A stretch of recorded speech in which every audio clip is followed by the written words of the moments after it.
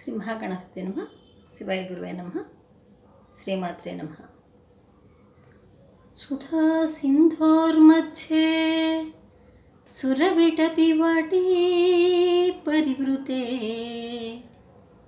మణిద్వీపే నీపోవనవతి చింతామణిగృహే శివాకారే మంచే పరమశివ పర్యంక నిలయాం భజంతి త్వాం ధన్య కతిచన చిదానందలహరీ. అమ్మవారికి ఒక నమస్కారం పెట్టి మనం రుద్రంలోకి వెళ్ళే పని చేద్దామండి. మొన్నటిదాకా మనం రుద్రంలోని నమ్మక భాగాన్ని మనం చేసాం. ఈ నమ్మక భాగం విశిష్టత ఏంటంటే ఈ విశ్వంలో ఉన్నటువంటి ప్రాణుల్ని, పశువుల్ని, సమస్త జీవజాలాల్ని అన్నిటిని కూడా రక్షించు, మమ్మల్ని చల్లగా చూడు, నీ కోపం మా మీద ప్రసరింపచేయవద్దు అని చెప్పుకోవటం శివుని యొక్క ఆయుధాలు. శివుడు ఏమేం పనులు చేస్తాడు, ఏమేం ఘనకార్యాలు చేశాడు, శివుడు ఎంతటి వాడు, అందరికన్నా గొప్పవాడు ఎట్లా అయ్యాడు, ఈ విధంగా అంతా వర్ణించుకుంటూ వస్తుందన్నమాట. అయితే నమ్మకము చమకము కలిపితేనే మనకి రుద్రాధ్యాయం కింద ఒక లెక్క ఉంది. కొందరు ఏం చేస్తారంటే, కొందరంటే శైవులు, వాళ్ళు శివుణ్ణి మాత్రమే పూజిస్తారనమాట. లింగధారణ కలిగి ఉంటారు. శైవులు అంటే బ్రాహ్మలే, వీళ్ళు కూడా లింగధారణ తీసుకున్నటువంటి బ్రాహ్మలు. వీళ్ళని ఆరాధ్యులు అంటారు. ఇందులో చాలా రకాల వాళ్ళు ఉన్నారంటే చాలా గోత్రీకులు ఉన్నారనమాట. అన్నిటికీ మూలం ఈ ఆరాధ్యులకు ఎవరయ్యా అంటే రేణుకాచార్యులు వారు, తర్వాత నీలకంఠరాచార్యులు వారు. ఇలా పరంపరగా ఆరాధ్యులని ఉన్నారు. వీళ్ళు ఏం చేస్తారు, నమ్మకానికి ఎక్కువ ప్రాధాన్యతనిస్తారు. వాళ్ళు చమకానికి పెద్దగా ఇంపార్టెంట్ ఇవ్వరు అనమాట. ఎందుకని అంటే నమ్మకంలో మమ్మల్ని రక్షించవలసింది స్వామి అని వేడుకుంటున్నాము. ఆయన ఆయుధాలని, ఆయన రూపురేఖల్ని, ఆయన చేసే కృత్యాలని, వీటన్నిటిని కూడా వాళ్ళు ధ్యానం చేస్తూ శివుళ్ళు ఐక్యమైపోతారనమాట. ఇది ఒక విధానం. అయితే మనకి ఇందులో చమకాన్ని ఎప్పుడు జోడిస్తారంటే, మామూలుగా రుద్రాభిషేకం చేసేటప్పుడు నమ్మకం అంతా చదివేసి 11 అనువాకాలు చదివిన తర్వాత చమకం ఒక అనువాకాన్ని చదువుతారు.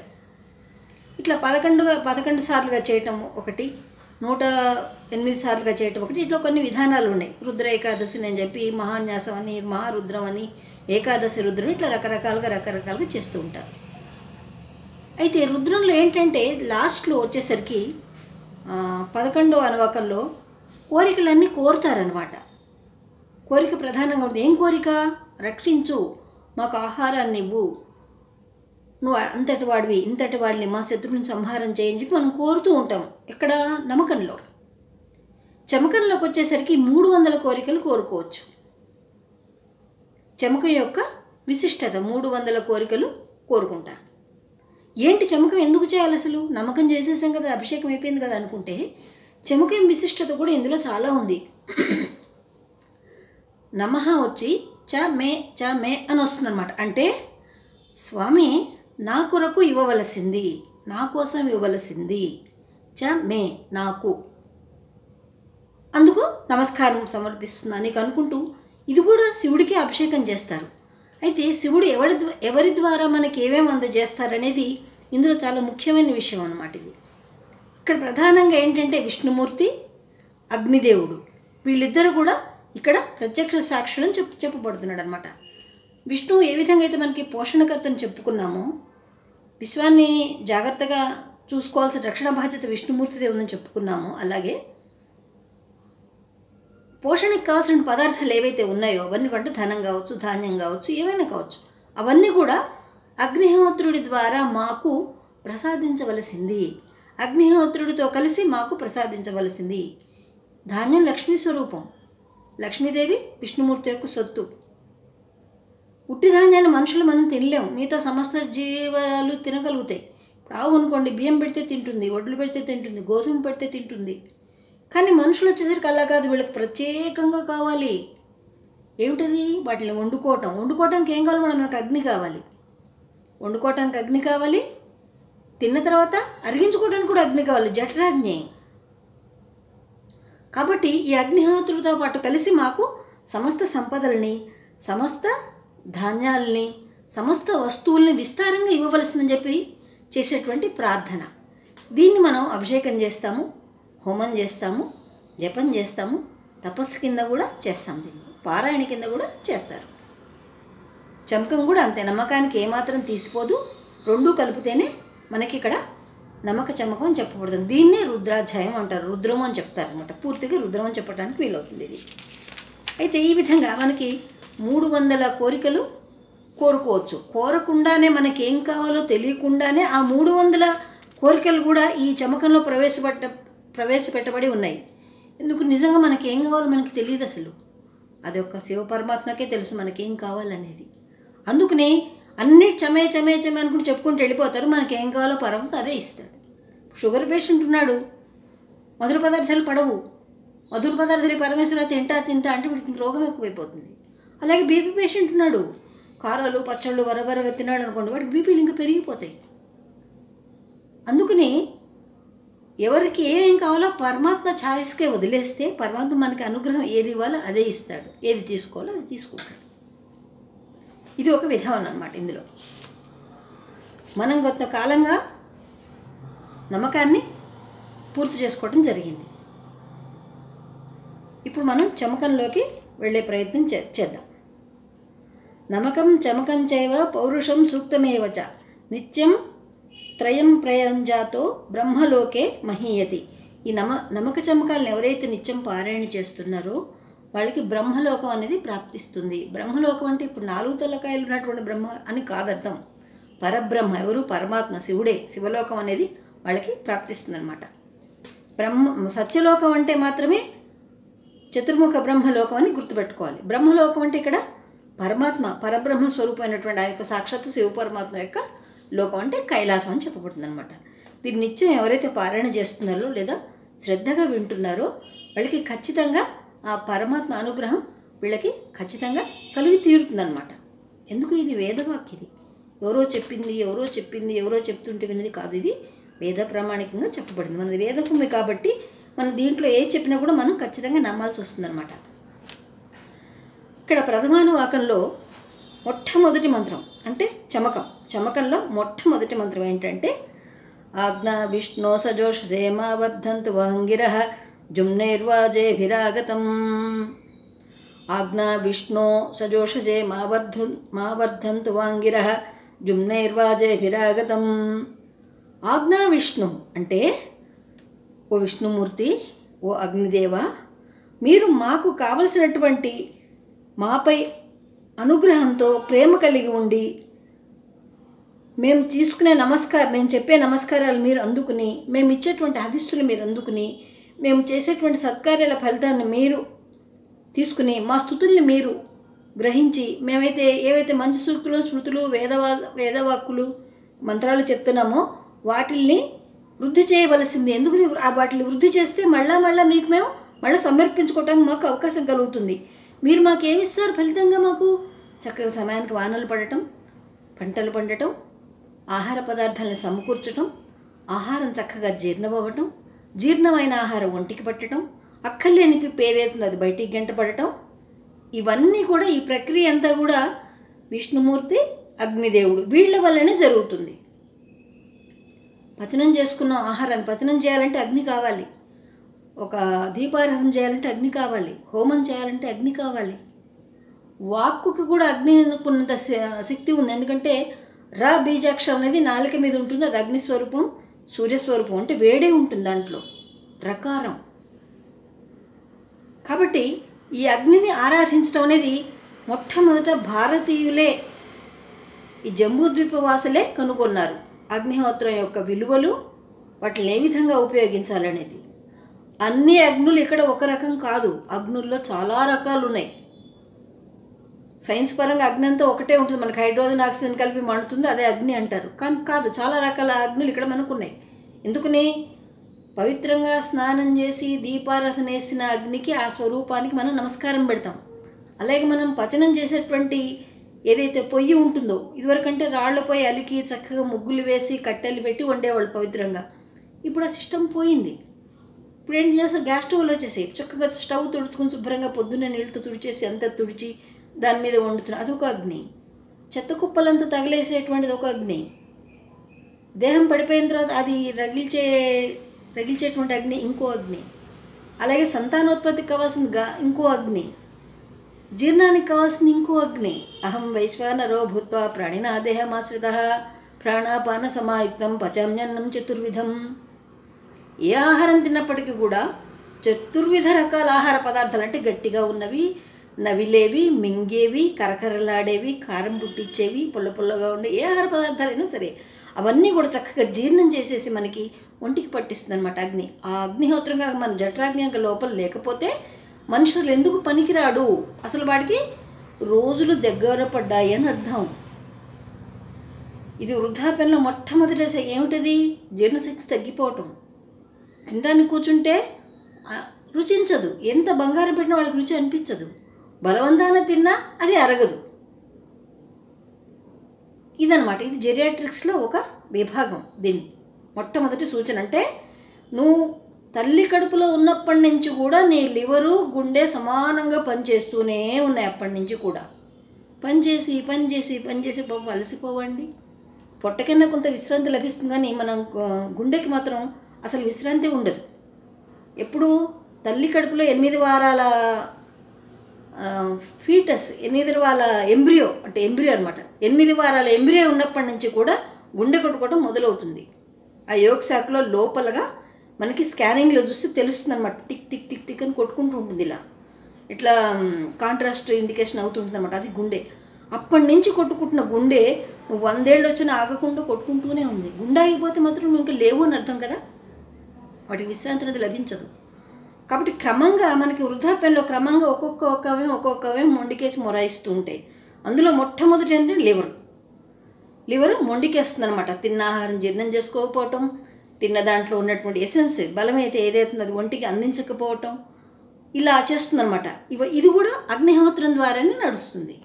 అలాగే పిల్లలు పుట్టించే అగ్ని కూడా, పిల్లలకి కావాల్సింది కూడా గార్హపత్య అగ్ని అంటారు దాన్ని.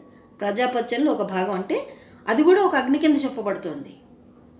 అలాగే ఊర్ధ్వంగా ప్రయాణించేసి మనం యోగ సాధన చేసేటువంటి అది కూడా ఒక అగ్ని కింద చెప్పబడుతుంది. ఇట్లా అగ్నులు కూడా మొత్తం రకరకాలుగా ఉంటాయన్నమాట. అగ్ని సూక్తంలో దీని గురించి చాలా వివరంగా వివరించబడింది. మొత్తం 150, 160 పైన చిలుకు అగ్ని రకాలు ఉన్నాయన్నమాట. ఇన్ని రకాల అగ్నులు ఉన్నాయని చెప్పి మన భారతీయులు, మన ఋషులు మాత్రమే కనుక్కోగలిగారు. మిగతా బయట ప్రపంచాల వాళ్ళకి, బయట దేశాల వాళ్ళకి ఇవి తెలియదు, అగ్నిలో రకాల గురించి తెలియదు అనమాట. అగ్నిలో చాలా రకాలు ఉన్నాయన్నమాట. అలాగే కింద మండేటువంటి అగ్ని ఒకటి, ఊర్ధ్వముఖంగా చెల్లించే అగ్ని ఒకటి, గాలి వస్తే అటు ఇటు కదిలేది ఒకటి, కదలంది ఒకటి, రకరకాలుగా ఉంటాయి అగ్ని కూడా. అదే అగ్ని స్వరూపం సూర్యనారాయణమూర్తిలో కూడా ఉందన్నమాట. నిరంతరం అక్కడ భగభగలాడుతూనే ఉంటాయి. అట్లాగే బ్రాహ్మణులకి ఇక్కడ నిత్యాగ్నిహోత్రులు అనేటువంటి పేరు కూడా ఉంది ఇక్కడ. ఇదివరకు పూర్వకాలంలో ప్రతి బ్రాహ్మణుడు కూడా నిత్యము అగ్నిహోత్రాన్ని చేస్తూ ఉండేవాడు. వాళ్ళ ఇంట్లో ఎప్పుడు అగ్ని ఉండేదన్నమాట. ఎవరు కావాలన్నా సరే వాళ్ళు పొయ్యిలు అంటించుకోవడానికి ఏదైనా వెలిగించుకోవాలంటే బ్రాహ్మణుల ఇళ్ళకి వచ్చి అగ్నిని తీసుకెళ్ళేవాళ్ళు. అగ్నిని ఎప్పుడు చేతితో డైరెక్ట్గా పట్టుకోకూడదు. అంటే పట్టుకోవటం అంటే పట్టుకోవటంగా చేతి పట్టుకుంటే కాలుతుంది, అది కాదు. ఎందులోనే వేసి ఇట్లా ఇచ్చినప్పుడు అగ్ని పట్టుకోకూడదు, మన చేతి కింద పెట్టమని చెప్పాలి. కింద పెట్టిన తర్వాత అప్పుడు మనం దాన్ని తీసుకోవాలి. అలాగే ఉప్పు ఒకటి, నూనె ఒకటి, నువ్వులు, పత్తి, అగ్ని, ఇవన్నీ కూడా చేత్తో డైరెక్ట్గా ఎప్పుడూ తీసుకోకూడదు అనమాట. ఎందుకంటే అవతల వాడుకున్నటువంటి ఏవైతే కర్మయోగాలు ఉంటాయి, కర్మఫలాలు, దుష్కర్మ ఫలాలు ఏవైతే ఉంటాయో అవి ట్రాన్స్ఫర్ అవుతాయి మనకి. అసలు ఉప్పుని నిప్పుని ఎక్కడా తెచ్చుకోకూడదు, మన ఇంట్లోనే ఉంచుకోవాలి. మనం ఏ స్థితిలో అయినా ఒకసారి తక్కువ పడ్డప్పుడు మాత్రం మనకి ఇంకోళ్ళ సహాయం అవసరమైనప్పుడు అడిగి దాన్ని ప్లేట్లోనే ఏదన్నా వేసి అక్కడ పెట్టండి అని చెప్పి మనం కింద నుంచి తీసుకోవాలి, దాన్ని తప్ప చేతికి డైరెక్ట్గా తీసుకోకూడదు. ఇట్లా ఈ విధంగా అగ్నిలో చాలా రకరకాలు ఉన్నాయన్నమాట. చివరికి దేహం పడిపోయినప్పుడు కూడా అగ్నే స్వీకరిస్తుంది. నిత్యాగ్నిహోత్రులు అంటే బ్రాహ్మలు, బాగా గుర్తుపెట్టుకోండి. మిగతా వాళ్ళకి అగ్ని మీద అంత పెద్ద ఆధిపత్యం లేదు, అగ్నిని ఆరాధించే ఇది లేదు, అగ్నితత్వం కూడా వాళ్ళకి తెలియదు. ఇంకా పరిశోధనలు ముందు ఏమైనా తెలుసుకుంటారేమో తెలియదు, కానీ అగ్ని గురించి మనకి తెలిసినంతగా వేరే వాళ్ళకి ఎవరికి కూడా తెలియదని చెప్పటంలో నిస్సందేహంగా చెప్పచ్చు అనమాట. ఆజ్ఞా విష్ణు సజోషేమ వర్ధంతు వాంగిర జుమ్నైర్వాజేభిరాగతం. స్వామి మాకు కావలసిన పదార్థాలు ఏవైతే ఉన్నాయో అన్నములు యుక్తో అన్నంతో కలిపి వండేవి. ఉట్టి అన్నం మనం ఏనాడు తినలేము. ఉట్టి అన్నం అలాగే ఎవరికి కూడా పెట్టకూడదు. అట్లాగే వడ్డించేటప్పుడు ఉట్టి అన్నాన్ని మొట్టమొదటిసారిగా తెల్లటి అన్నాన్ని వడ్డంలో వేయకూడదు. ఎక్కువరో పప్పు లేదా ఇంకేదైనా ఏవో వండుకుంటే అవి వేసిన తర్వాత మాత్రమే అన్నాన్ని పక్కన పెట్టాలి. మామూలుగా పుష్టిగా ఉన్న వాళ్ళైతే అన్నము, కూర, పప్పు, పచ్చడి, చారు ఇవన్నీ కూడా వేసుకు తింటారు అన్నాన్ని. అలాగే ఏదైనా రోగగ్రస్తమైనప్పుడు ఆ అన్నము మనకి వేరే విధంగా అందుతుంది. ఇక్కడ అన్నం అంటే అసలు అర్థం ఏంటంటే తినదగిన ప్రతి పదార్థము కూడా అన్నం అని చెప్పబడుతుంది. మామూలుగా మనం వండుకునే బియ్యాన్ని కడిగి వండుకునే అన్నం అయితే ఒక అన్నము మన భావనలో. కానీ అన్నం అంటే తినే ఆహార పదార్థం. ఇప్పుడు ఇవాళ చపాతీలు తిన్నాను, అది కూడా అన్నం కిందకే వస్తుంది అనమాట. లేదా పూరి తిన్నాడు, అది కూడా అన్నమే. ఉప్మా తిన్నాం, అది కూడా అన్నం కిందకే వస్తుంది. అన్నం అంటే తినదగ్గ వస్తువు. పసిపిల్లలకి ఆహారం వేరేగా ఉంటుంది. వాళ్ళకి ఏముంటాయి? పాలు, లేదా పళ్ళ రసాలు, లేదా ఉగ్గు అంటారు, ఉగ్గు, అలాంటివి పెడతారు. అది వాళ్ళకి జీర్ణాశయానికి తగ్గట్టుగా ఆహారం వాళ్ళకి తేలిగ్గా ఉంటుంది. అదే పాలను మనకి ఏడాది పిల్లాడు కూడా అదే ఆహారం పెడతా అంటే వాడికి సరిపోదు. ఎందుకంటే వాడి అగ్ని ఇంకా ప్రజ్వరిల్లుతూ ఉంటుంది లోపల. ఎందుకని ఆహారం పచనం చేయడానికి సిద్ధంగా అది తయారై ఉంటుందన్నమాట. అందుకని వాళ్ళకి సాలిడ్ ఇస్తారు, లేదా సెమీ సాలిడ్ ఇస్తారు. ఏడాది పిల్లలకి సెమీ సాలిడ్ ఇస్తారు. తర్వాత 2-3 ఏళ్ళు వచ్చేసరికల్లా సాలిడ్, పూర్తి సాలిడ్ ఇచ్చేస్తారు. ఇంకా 5-6 ఏళ్ళు వచ్చి అనుకునే గట్టి పదార్థాలు పెడతారు. కటకట్లాడేవి, పటపట్లాడేవి అంటే ఇచ్చకిన్నాలు, జంతికలు, ఇలాంటి కరకరలాడేవి, ఇలాంటివన్నీ కూడా పెడతారు. 10 ఏళ్ళు వచ్చాయి ఇక పచ్చడి, కాస్త వరవరగా పచ్చడి, నెయ్యి, పప్పు ఇలా పెడతారు. ఇవన్నీ కూడా సమస్తం కూడా అన్నమనే చెప్పబడుతున్నాయి. అలాగే వృద్ధాప్యంలో కూడా మళ్ళీ నువ్వు పుట్టినప్పుడు చిన్నప్పుడు ఏం ఆహారం తీసుకున్నావో వయసు మీద పడుతున్న కొద్దీ మళ్ళీ అదే ఆహారంలోకి వెళ్ళిపోతావు. ఇందాక మనం లిక్విడ్స్ తీసుకున్నాం చూసారా, లిక్విడ్స్ తీసుకున్న దశ ఏంటి? 100 ఏళ్ళు దాటిన తర్వాత వాళ్ళకి ఏం పోవు, పాలు, పళ్ళరసం, నీళ్లు, కొబ్బరి నీళ్లు ఇవే వెళ్తాయి.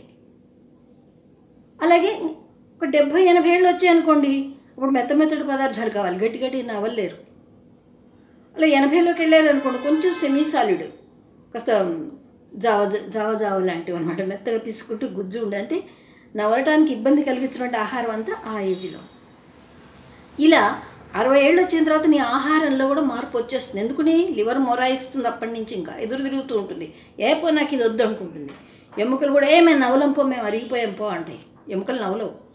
అన్నిటికన్నా గట్టేంది శరీర భాగంలో ఏ ఎముక తెలుసా అండి? పళ్ళే. దానికి పైన డెంటిన్ అనే లేయర్ ఉంటుంది. ఆ పన్ను కనుక మొరాయించి డెంటిన్ దెబ్బతిని పని చేయకపోతే మనకి గుర్తుంది ఏంటి? ఒంట్లో ఉన్న ఎముకలు నీకు బలహీనపడ్డాయని అర్థం అన్నమాట. లేకపోతే అంతకుముందు రాళ్ళైనా కొరుకుతారు, ఇంకే వక్కలు కొరుకుతారు, గట్టి కాయలు, బాదం కాయలు కొరుకుతారు, రేగిపళ్ళు కొరుకుతారు, ఏవైనా కొరికేస్తారు. ఎప్పుడైతే పన్ను నేను తినలేనని చెప్పి మొరాయిస్తోందంటే అర్థం లోపల ఎముక బలహీనపడుతోంది నీకు అని అర్థం అన్నమాట. ఇవి మనకి ఒక్కొక్కటి ఇండికేట్ చేస్తుంటాయి శరీర భాగాలన్నీ కూడా. ఇవన్నీ దేంతో పనిచేస్తాయి? అగ్ని ప్రధానంగానే పనిచేస్తాయి. నీకు జఠరరసం సరిగ్గా ఎంజైమ్స్ అన్నీ స్టార్ట్ అయ్యాయి అనుకోండి, ఏ ఆహారం తిన్నా అరిగిపోతుంది, అది ఒంటికి పడుతుంది. బాగా మంచి క్యాలీఫ్లవర్, బాగా ఉప్పు కారం అన్నీ వేసుకుని తిన్నాం అనుకోండి, జీర్ణశక్తి ఉంటే అందులో ఉన్న కాల్షియం ఏదైతే ఉందో, అందులో మినరల్స్ కానీ అందులో విటమిన్స్ కానీ బాగా శరీరానికి పడతాయి, ఒళ్ళు దృఢంగా ఉంటుంది. అసలు నవలలేకపోతున్నావు అంటే కారణం నీ శరీరంలో ఎంజైమ్స్ తక్కువగా పనిచేయటం వల్ల, ఆహారాన్ని సరిగ్గా తీసుకోకపోవటం వల్ల, దాంట్లో ఉండేటువంటి విటమిన్లు, మినరల్స్ ఏవైతే ఉన్నాయో అవన్నీ శరీర భాగాలకు అందకపోవటం వల్ల ప్రతి అవయవం కూడా మెల్లిగా వీక్ అవుతూ ఉంటుంది. అది ఇక్కడ ఫస్ట్గా వీక్ అయ్యేది ఏంటంటే జీర్ణాశయం.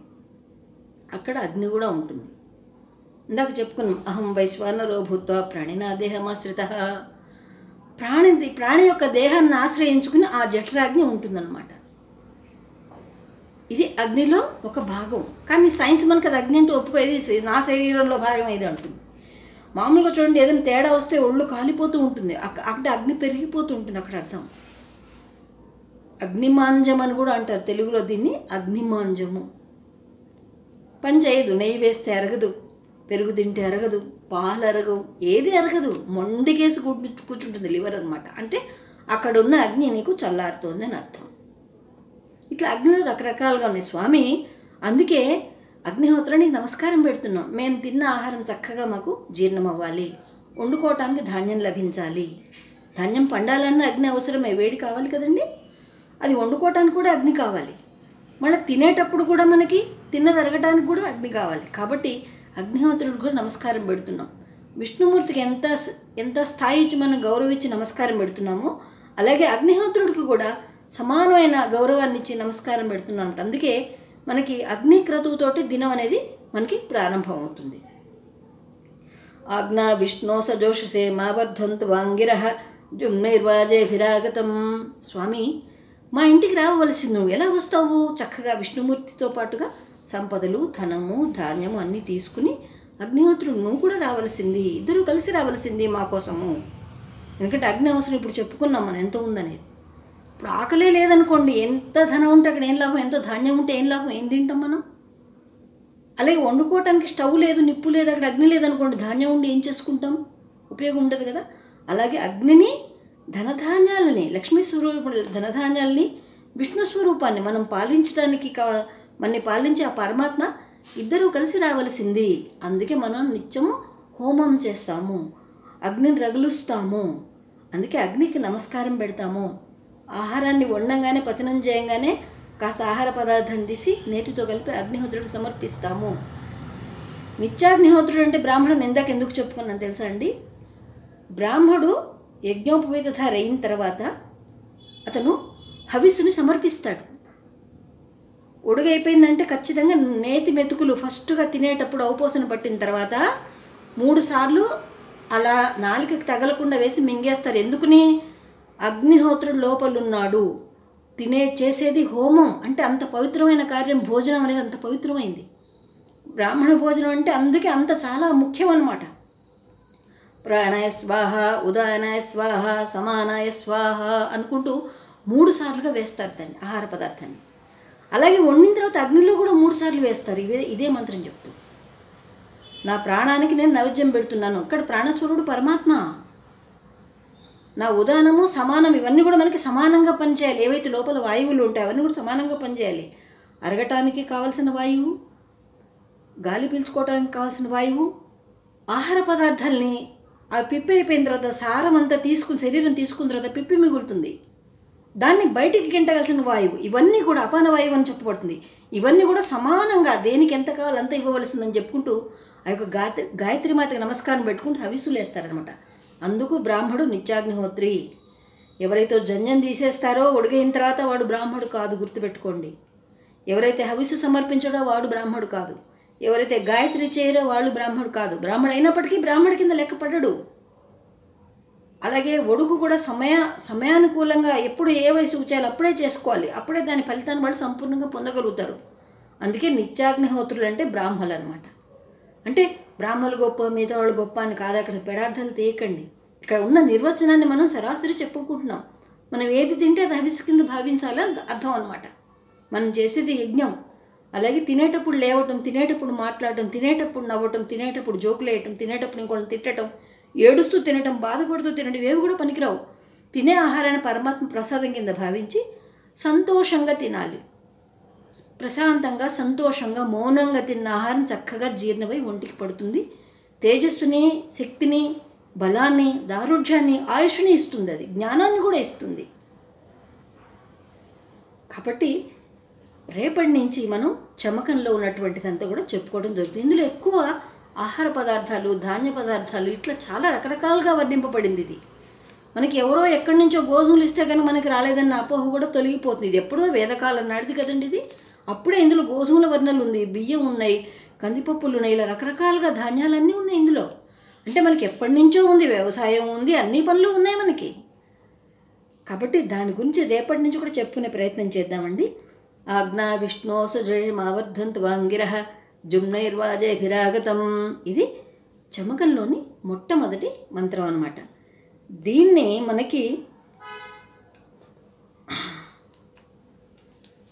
మనకి అందించినటువంటి వేద ఋషులు ఎవరైతే ఉన్నారో వారికి మనం ఎంతో రుణపడి ఉన్నామనటంలో ఎటువంటి ఇది లేదనమాట. కాబట్టి వాళ్ళని కూడా మనం ఒకసారి తలుచుకుని ఋషులకు కూడా నమస్కారం పెట్టుకోవాల్సి వస్తుందన్నమాట. అచతుర్వదనో బ్రహ్మ ద్విబాహురపరో హరిః అఫాలలోచన శంభో భగవాన్ బాదరాయణః. వేదాన్ని విభజించి 4గా మనకు అందించినటువంటి ఆ యొక్క వ్యాస మహర్షి, ఆయన 3 కనులు లేని శివస్వరూపం, 2 చేతులు కలిగినటువంటి విష్ణుమూర్తి స్వరూపం, 1 తల కలిగినటువంటి బ్రహ్మస్వరూపం. ఎందుకంటే ఆయన లేకపోతే మనకి ఇవాళ రోజున ఈ ఉపనిషత్తులు లేవు, ఈ పురాణ ఇతిహాసాలు లేవు, వేదవాంగ్మయం కూడా లేదు. ఎందుకంటే ఉన్నది ఒకటే వేదం ఇదివరకు, బ్రహ్మముఖం నుంచి శివముఖం నుంచి అది కూడా ఏర్పడింది. అది ఈ అల్ప ప్రజ్ఞులటువంటి మానవులకు అంత సాధ్యపడదు. ఎందుకంటే ఒక్కొక్కటి 12.5-15 సంవత్సరాలు చదివితే కానీ ఈ 4 భాగాలు పూర్తి కావు. అంటే వాడికి అక్కడికే 56 ఏళ్ళు అయిపోతాయి. తర్వాత వాడికి ఎందుకు పనికొస్తాడు? సృష్టి క్రమం సాగదు. కాబట్టి దాని వేద విభజన చేసి చక్కగా మనకి 4 భాగాలుగా చేసి అందించాడు అనమాట ఆయన. కాబట్టి వేద మహర్షి అయినటువంటి ఆ యొక్క వ్యాసుల వారికి మనం ఎంతో రుణపడి ఉన్నాము. కాబట్టి ఆయన్ని కూడా మనం తలుచుకుని తీరాలి. మహర్షి రుణం అక్కడితేనో కొంచెంలో కొంచెం మనకి తీర్చుకున్న వాళ్ళం అవుతాం అనమాట. ఆయనకి నమస్కారం పెట్టుకుందామండి. మిగతాది రేపు చెప్తాను. జై హింద్, మేరా భారత్ మహాన్.